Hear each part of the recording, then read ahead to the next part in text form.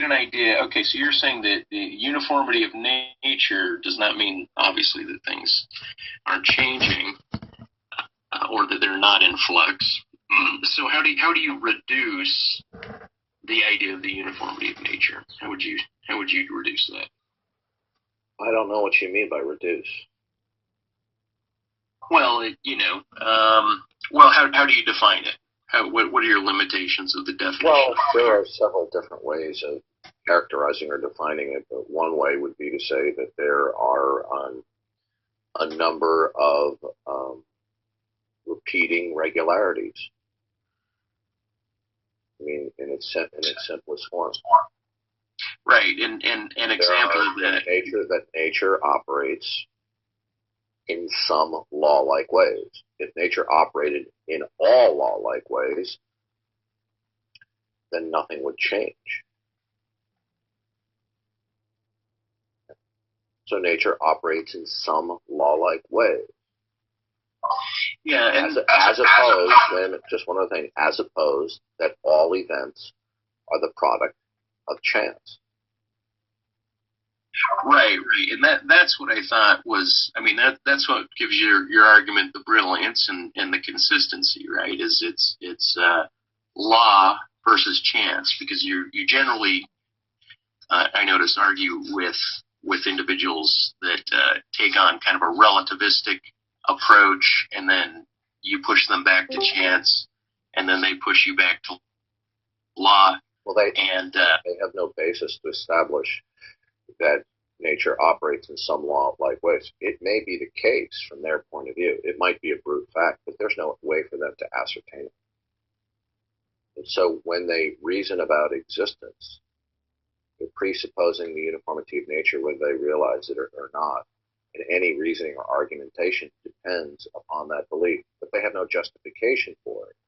And since they don't have a justification for it, then they're going to have to either abandon it, or if they don't abandon it,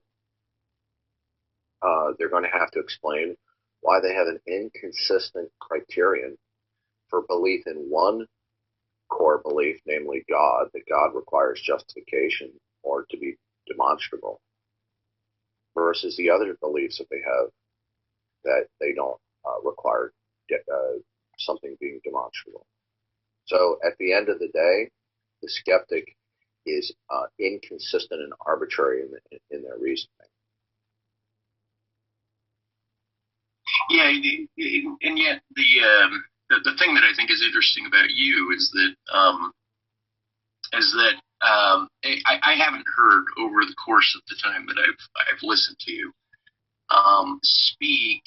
I mean, you'll speak about how you become convinced of God. You don't demonstrate God. Meaning you'll appeal to Scripture and exegesis in general. I mean, that's not your general approach, but that seems to be your this is how I know God, as opposed to a testimony of an experience or a type of subjective, if you will, or general experience that you have had that you might say, well, I can't demonstrate why it is I know this beyond the text. It's just that, and so that's where I'm left when I listen to you, is that it sounds as if your theology comes down to a conviction to the text as opposed to an experience that you have had outside of the text that the text then corroborates. Does that distinction make sense? Well, I don't have any unique experiences that are exclusive to me. Yeah, which makes you a peculiar to me, since I believe in a higher power, but my mind is based on my latter description, meaning that I have these experiences and may or may not corroborate that experience. For you, you're kind of the invert. You don't have some sort of experience or testimony that is grand or great, like a lot of born agains, you're merely, and I don't mean merely in a pejorative sense. But you're merely a text-based. You're convicted to the text, sort of theist. It sounds like. No, I'm subject to the revelation that God has given. And that revelation includes natural revelation and innate revelation and special revelation. Okay, and break those down and tell us your relationship to natural and special. I mean, what? To help me out there. How are you related to each of those? Well, we're all related to it in that God's existence, His eternal power can be clearly seen through what has been made, so that men are without excuse. Oh, okay. So that's not it's not special. It's just kind of an observation of existence. Okay, so then go ahead and move on to the next one, special. Okay, and God has put it innately within our minds that He exists and is the creator of all things. The people have a choice. They can either retain that which God has put innately in their minds, or they can reject and suppress that. And that's where you get. Yo, you there? I'm here. You know, JJ's not. You know, Deity's up there talking, right? I hate his voice. I wouldn't talk to him if you paid me money. Lucky's. I might go listen. Yeah, Lucky's talking to him. Oh, it's just Lucky and him. Really? Yeah, it's just Lucky and him talking.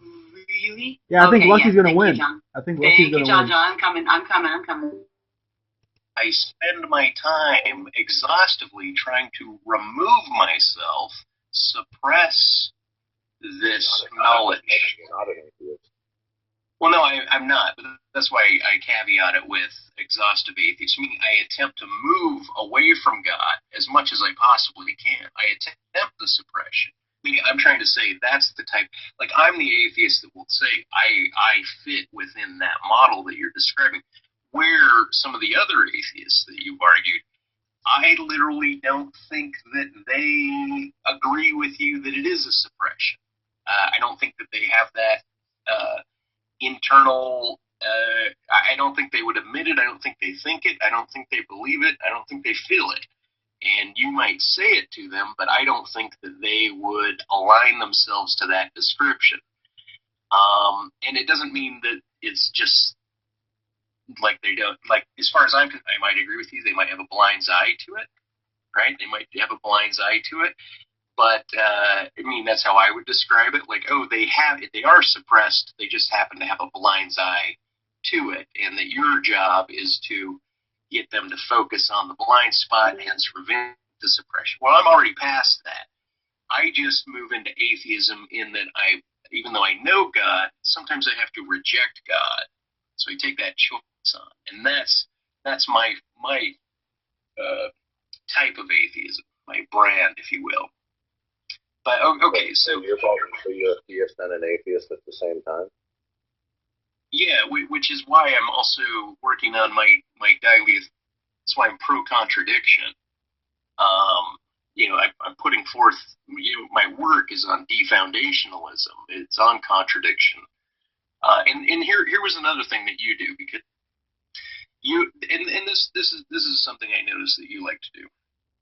That you somehow have found the principles, I'll call them principles instead of laws of logic, principles of logic, as necessary, like you necessarily weave and form fit these processes, I'll say them, these convictions of thinking, and you weave them into biblical discourse and reasonable discourse. And I'm not saying you're not justified in some manner of doing it. I'm just saying it isn't necessary that you do that. Meaning the text itself, the biblical text itself, may speak of let's reason over this, let's rationalize over this, let's think upon this. But nowhere in the text are they saying, if A causes B, therefore C they're not breaking down the laws within the text. So you have aligned. So when God says, I am that I am, that is not establishing the law of identity? Well, that's the thing, is that you're able to make that equivalence. You're able to do that. So you're making that application. It's a principalic application. You can say, I am what I am, or I am that I am, or the great I am, right? To singularize and then to move the identity. But that's why I break it down. The idea of equivalence and identity have a little bit of wiggle room. They can twist off from one another. And so my point though is that you're convinced that when God says I am that I am, necessarily that echoes the principles of identity in terms of like modern logical formation. Why wouldn't it be an expression of the law of identity? Well, I'm not saying why wouldn't it be. I'm saying that it could be a reiteration, right? It's not a statement of the law of identity as we know it.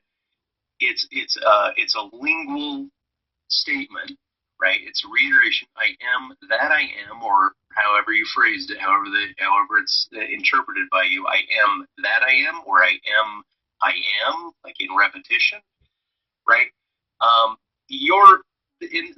This is where I have conflict with your approach, right? Because you don't claim personal supernatural revelation as I mean, when I say revelation, experience, I'll say experience, because I come from that realm, right?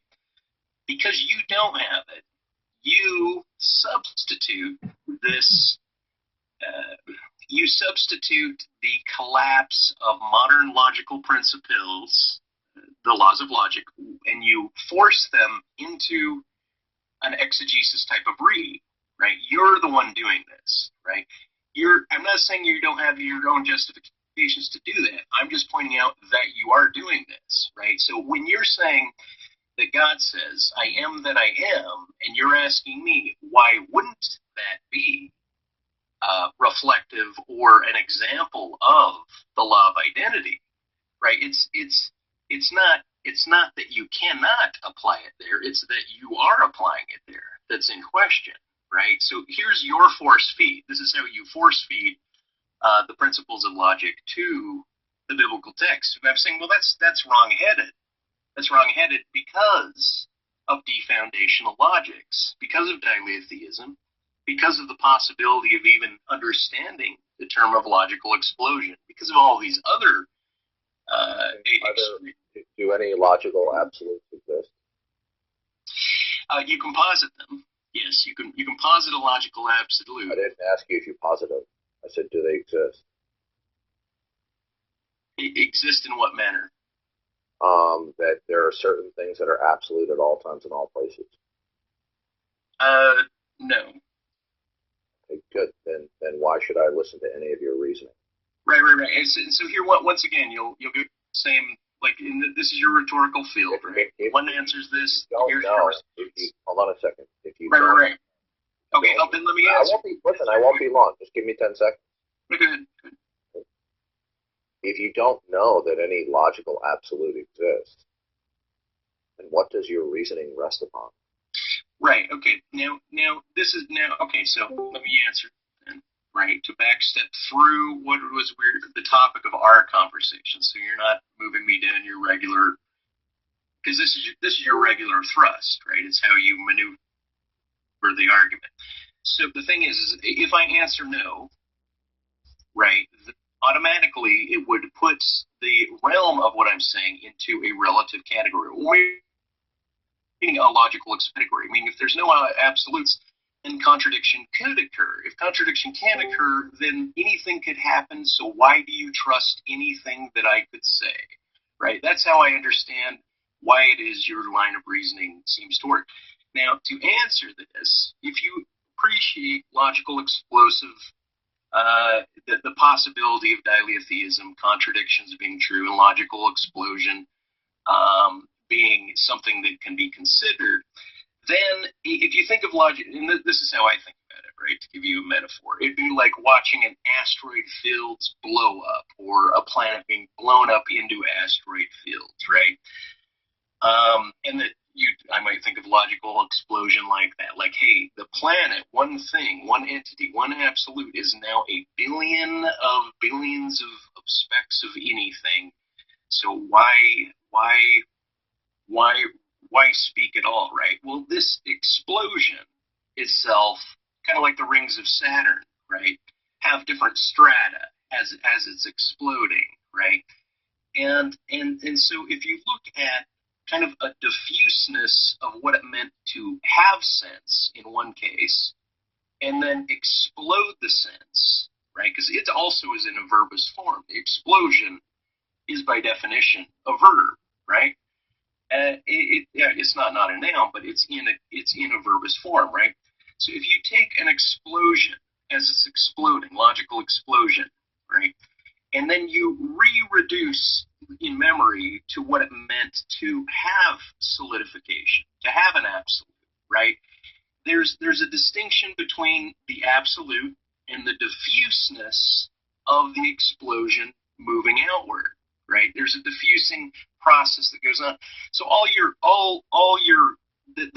you're trying to do by categorizing absolutes as singularities that we must agree upon in this case, and the relativists that is basically, and this is how you catch a logic, this is how you catch these logicists, is that it's either absolute or it's relative. And that's how they play the game, that's how you play the game. But when you look at it from another scope, right, which is where I'm coming from. I'm trying to come into this tangentially, kind of like a neutral monist, if you would, right, where in this case you have relativism, and in this case you have absolutism, and you're trying to pin them, and the logic is necessarily, traditional classical logic works in binaries, right? So it makes sense to pin them there. But in neutral monism, you have this third class. So I'm trying to come in on this in the third class, talking about my metaphor of explosion, right? The idea that you're both. In this case, you've reduced back to a planet in time, like time zero prior to explosion, there was an absolute. This is a practical form. It's a modular truth, right? At this point, we can think of it this way.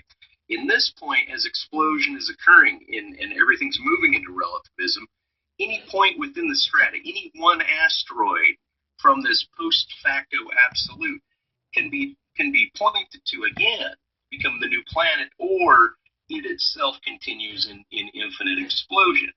The whole point, though, is that as a neutral monist coming at this binary, I'm pointing out to you that your shtick is to play the binary game, but your binary is between absolute and relativism, instead of saying, hey, this is a matter of consideration. And the matter of consideration that you're trying to pin people to is not allowing for what it means to understand the term logical explosion. You don't know what it means. I mean, you can't empathize with it. You don't have a description of it. Are you talking about the principle of explosion? The principle of explosion. And I'll say the principle of logic. You know, the law of identity is the principle of identity. The law of the excluded middle. The law of the excluded middle is the first most problematic of the three laws. Is anything that you have just said true? Well, here you go again, right? Because, okay, so when I said true is modular, right? Truth is modular. So if I posit truth is modular, what I mean to say is at any point I can land on an asteroid and say, is it true? And I can say, yes, within the explosion, yes. In this module, yes, it is true, meaning I'm convinced of it. Is there anything that you have said that I am obligated to conform my thinking to? You have zero obligation. Okay, so then why should I pay attention to anything you say? Well, the reason, it's not whether you should or you shouldn't. You're in discourse with me. We're in the same room. We're sharing audio vibrations right now, right? So I'm not obligating you to comport yourself to my line of thinking. I'm giving you metaphor. I'm trying to break down how it is I'm viewing. Okay, so how is anything that you've said substantially different than listening to Charlie Brown's teacher? Well, you've at least followed some of what I'm speaking of. When I speak of a planet exploding, I imagine that that's different than right? Meaning, Well, there's not. why would it be different? Well, it's different because the elements of my speech have certain aspects that I assume. I don't expect you to see what I'm seeing through each word, because each word itself has a different perspective on it, right? So you can pick up some of it. Why would it be even meaningful in your worldview? I can understand in my worldview, where the Christian God has constructed our basic mind operations or states of mind, but you don't accept the Christian worldview. No, I also accept the So Christian. how is speaking of a planet explosion meaningful? There has to be some. Well, I was thought in place for that to be meaningful. You understand the term analogy, right? I was talking about logical. I was making a metaphor to logical explosion, where logic itself, meaning when a contradiction exists, logical explosion occurs. What's a metaphor for logical explosion? In order for what him to say to be meaningful, whether a planet exploding or a ball rolling in the street, there has to exist certain logical attitudes. Well, right. That's what's the question. To state that begs the question. Right, because why does that beg the question? Because you're assuming something is true or false, and that begs right. the question against the diatheist. What would you appeal to? What would you appeal to show that identity was absolute? Well, this is okay. Here, Alex, the revelation of the God of the Bible. So that revelation doesn't have any identity to it. No, God's revelation about Himself. Well, yeah, that's what I'm asking. I'm asking, does that revelation... Michael, hang on a second. Darwin, I'm asking, does that revelation have... So you're just going to talk over me? Sorry, go ahead. Hang on. I want to take this one step. Let me answer your question then, right? The X of identity, X equals X. I am that I am, that you're saying is how you read the Bible, and that's what God's stating in terms of absolutes, right? The X that equals X. The X is the planet. It is the noun. It is the absolute prior to explosion. That's what the X is. As soon as the planet explodes, no longer is it the X. So if you look at it both in its previous form, in the memory, in how you know it, the memory of it, it takes on an absolute. At that point, it's absolute. Post-explosion, it's no longer that. So it retains both it and not it in a neutral monistic approach. That's my answer. Go ahead. Okay, so where were we, Alex? I was asking you if God's revelation had any identity to it. No, God Himself is self-identical. By the way, are you the guy who has the owl icon on Google? I am indeed. Okay, I thought I recognized your masculine voice. So that's going to be troublesome, right? So the idea that God is self-identifying. So it's something that is self-identifying. Just. No, I didn't say self-identifying. Oh, what did you say? I said self-identical. Self-identical. So it's something that is self-identical. Does something have identity that is self-identical? Sorry, does something that is self-identical have identity? I'm not sure what you mean by that, but I'll just give you a temporary. Right. Okay. So. Well, hang on, Alex. Now let me jump in. So, Abe Lincoln carcass now is identical with the idea of Abe Lincoln. Okay, go ahead, Alex. Right. Well, the idea is that you want to. So the tentative yes that you gave, right, is towards your justification or account of identity, right? But if it's going to have this, if you're going to say yes to it, then all you've done is push back identity. So now we need to justify the identity of the self-identifier or the self-identical. It's a different discussion. By the way, Michael, usually identity statements have the idea of being time indexed. No, I know. But in order to speak of contradiction, we're talking, and this is what I mean. the idea of saying in the same place at the same time from the same perspective. You also, the people that are trying to reduce identity, right, to the same time index, as you'd say, right, there's always an aspect difference just by being a different person, just by speaking from behind your eyes.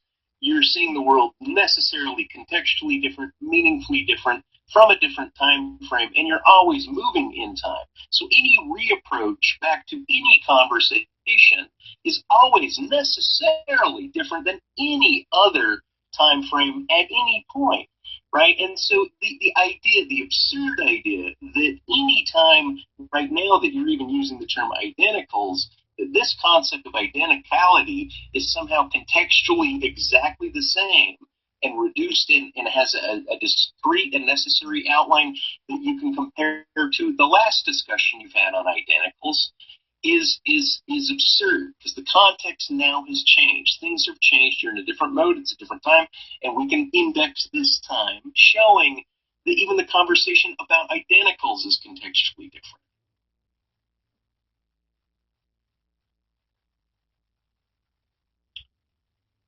This is the fluidity of language. This is my accusation, trying to apply laws of logic to biblical texts. You're the one that does this. You're the one doing this. What laws of logic? Wait, you need me to say? Now you're just playing. Yeah. What? The old-fashioned ones that you think are true. I didn't know you said Unspoken. unspoken. Excuse me. The Aristotelian ones that you hold to. Yeah, well, I understand that there are laws of logic from within the framework of the Christian worldview that God has revealed. But when one does not accept that, if one speaks of laws of logic, what laws of logic? One does not have to accept that those are the be-all and end-all, that those are the only way, that those are complete, any more than one has to accept that Newtonian physics is complete. Okay, so in other words, the laws of logic is just an idea that we have about how things might work. Not necessarily. Okay, let me then move. You made the comparison to Newtonian physics. Newtonian physics were. Yes, I did, in order to make an analogy to the fact that Newtonian physics hold, and yet they were incomplete. Okay, so the laws of logic are just an idea we have from inductive reasoning? That's not at all what I said. I mean, this is Michael's conversation. I was just trying to clarify what he was saying. Okay. No, and I agree. And I wanted to jump here, right? Let's jump to Revelation, Book of Revelations in the Bible now, right? And Which book? The Book of Revelations. Oh, there's no such book. Well, you pronounce it for me. The Revelation of St. John. It's Revelation. Revelation, Book of Revelation. Okay.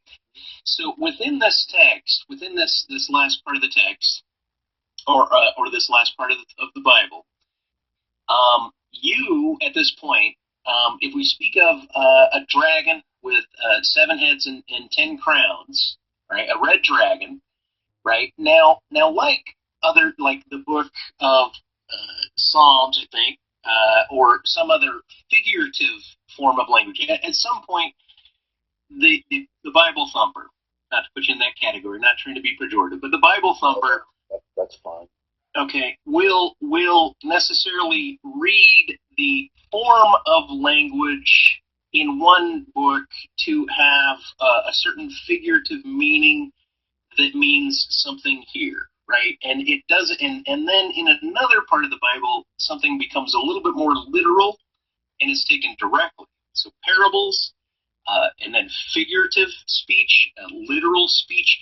By the time we get to the Book of Revelation, right, now we're speaking of items, red dragons, 10 crowns on 7 heads, and so I'm wondering, first of all, I guess I should premise, how do you describe the last and probably maybe the ending point, the end of the slide of the Bible? How do you first describe the type of lingual use that's going on in here, and then how do you apply logic right, logic and identity to this red dragon with 7 heads and 10 crowns. Okay, go ahead.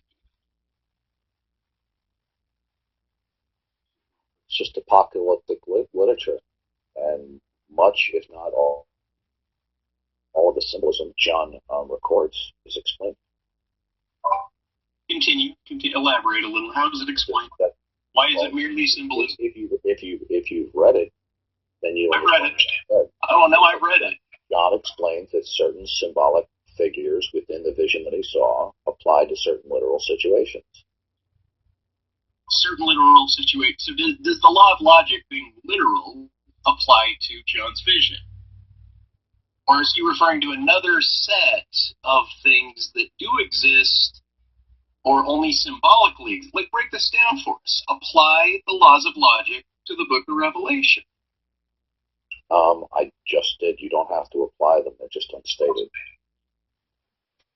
Right, okay, so they're just stated. So these are like speech acts, right? Now, when you have a speech act, it's like 1 + 1 equals is a speech act, right? I don't have to complete it, right? I can just say that speech act, 1 + 1 equals, and like the book of Revelations, right? Like the red dragon with the 7 heads and 10 crowns, it's just a speech act, right? So logically, we don't have to finish the equation. Logically, I could say x doesn't equal x. I can use that as a speech act. It's part of God's word. It's part of John's word. It's part of God and John's word. You summed it up in one way. You haven't aligned it with logic, and so I'm going to just reverse that and apply it to how it is I feel that you're force feeding the laws of logic into the Bible. Right? So now go ahead and push back on that if you would, because I'm saying I can say x doesn't equal x. It's a speech act. It's as meaningful as God's word through John. So let's hear what you have to say. Are you denying the laws of logic? Let's have you make a statement. Are you denying the laws of logic in that questioning? No, and yes and no.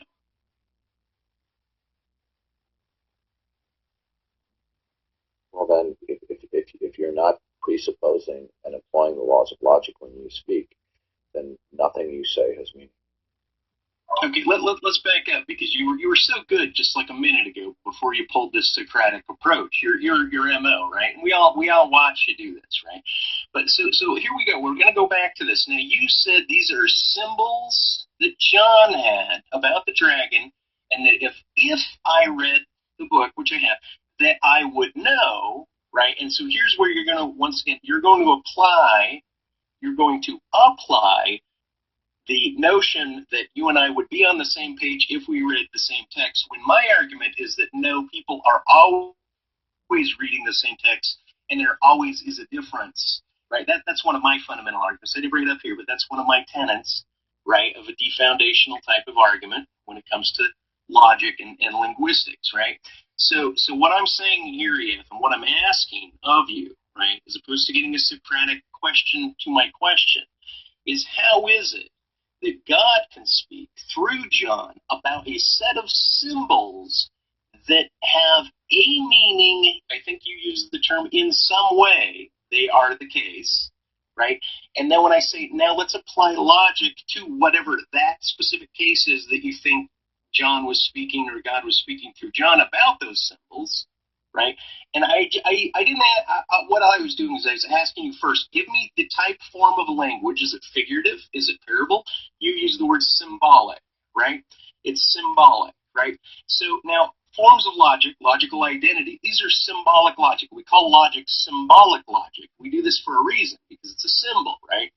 And so if you don't have an argument, a logical argument, as to why God, through John, would speak a red dragon with 7 heads and 10 horns. If you don't have an argument, right, on that is logical, and you're going to use the word symbolic, I'm just going to point back to symbolic logic. I'm going to say, I'm going to talk of a speech act, which is doesn't have to be complete, doesn't have to go all the way through. X equals X.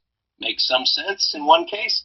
X doesn't equal X in another case, right? And so I'm going to point to these symbols, X and X, X and not X, right? And what I'm asking you to do, I'm asking you to fetter out your position on the book of Revelations and the symbol of John through God, but I want you to do so logically, is without asking me a question. EF, can you do this? I'm lost on what you're saying. Can you just tell me what in the symbol of the book of Revelations of God through John about the red dragon and the 10 crowns on 7 heads, can you tell me what type of language God is using and what that symbol is supposed to mean to you as a Bible thumper? It's not what it means to me. It's what the author intended it to mean. Which is? The dragon is Antichrist. Right, so then what kind of language would that be? Metaphor, right? A symbol of, is it a metaphor? Is God being, is he making a metaphor, or is it is it an illustration of the Antichrist? Is the Antichrist the red dragon with 7 heads and 10 crowns?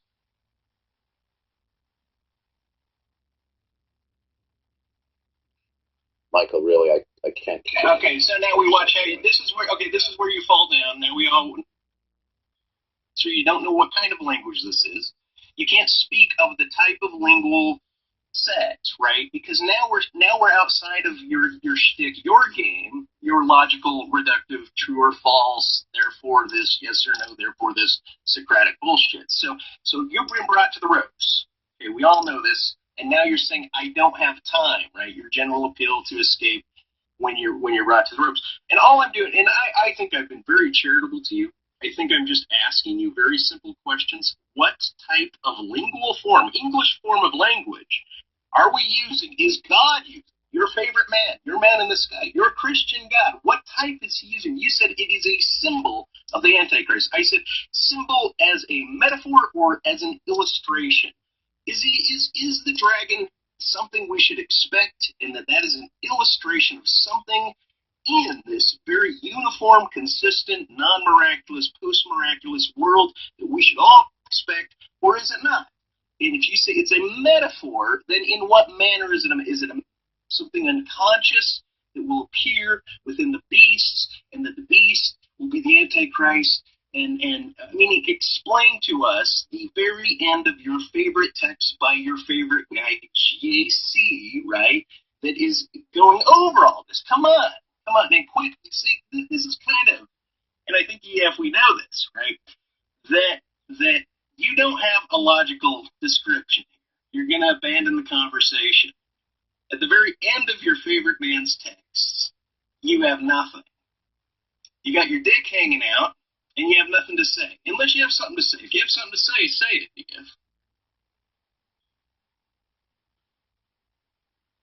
EF. I don't have anything to say. Okay, then fuck off out of the room, you big asshole, because I think I'm kidding. You're fine. Continue with your logic game. Play with the logicists. Be a good host.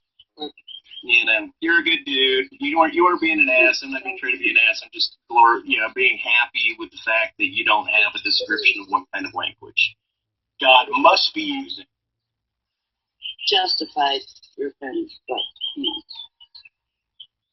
no, keep the high ground, nothing. I know. But I have to slide under the ground because I'm kind of anti some of his approach. My theology is like his theology. Oh, I'm very anti his approach, but okay, but I'll try to keep it above board. Right. But he stayed in the room, right? I'm giving him a lash, and he's staying in the room. He can't boo. We're on figuring. Okay, so I'll keep it above board. Dawkins, the thing that I have a problem with, once again, is that it's you that is applying the laws of logic as you understand them, these very modern forms of logic, and you're reapplying them back to the text. And then when we bring up a different form of the text that you want this to be brought to, I brought up the perfect example. You have nothing to say. You go silent at this point because, once again, your whole view of God and your view of the world, not, it is appealing to this absolutism of the uniformity of your existence and your relationship to the cosmos at large, where you see sense and order and reason and rationale and hierarchy all the way up to JC being the ultimate authority and God being the authority above and beyond that. And I think it's really interesting how, because you're a Bible thumper, and this is the last book in the Bible thump, and then you have nothing to speak about, because what I'm trying to do, I'm trying to fetter out that there are lingual processes. Logic is a subset of language, right? I'm going to put that forth not as a necessary, always true condition, but as a most general condition. Logic is a subset of lingual processes, right? The Bible, the last part of the Bible, it's a form of symbolic lingual processing, right? That logic does not seem to have a direct and absolute application, right? This is my contention, right? I'm throwing that out. When I bring you to that point, you fall flaccid. You have nothing to say. The reason you have nothing to say is because at this point, that particular domain, logical subset, is not domineering all processes of linguistics. And it's definitely not describing everything in the experience of humanity. My theism comes from the inside. It's emotional set. It's a psychological set. It's a supernatural experience, right? I came to the Bible post these experiences, not prior to these experiences. That makes me a different type of thumper than you are, right? I look at it a different way. That's just me taking a tangent. So anyway, I'm just throwing all this out because I think that your approach itself is a type of abuse. I find the fact that you're trying to claw with logic, with this little game of yours, right, through the binary approach to logic. It either is the case, isn't the case. It's either true and it's absolute, or it's vague. And you'll obviously fall back to this because you're conditioned to do so, right? I'm just trying to say this, right? I'm just trying to tell you that it's as if you are trying to sculpt the atheist out of wood. I'm not trying to say, like, your overarching theme of trying to convert atheists, go for it, have at it. Haas, to use the Young Turks' use of Bonanza phrase, have at it, go at it, fine. Do God's work, do God's will, use your little carving tool. Just know that your application of logic to linguistics has its own limit. And if there is a limit there, and I think we pointed that out, I think I've demonstrated this limit, right, just by your falling flaccid. I think that's the demonstration you cannot uphold. Because of that limitation, right, and because you are not able to speak outside of the general off and on binary logical bringing other people to the road stick, because you're not able to do so, I think you have failed the fight. I think you're failing by attributing laws of logic to all forms of linguistics. There, I've said my piece. You convinced me, Mike. That's awesome.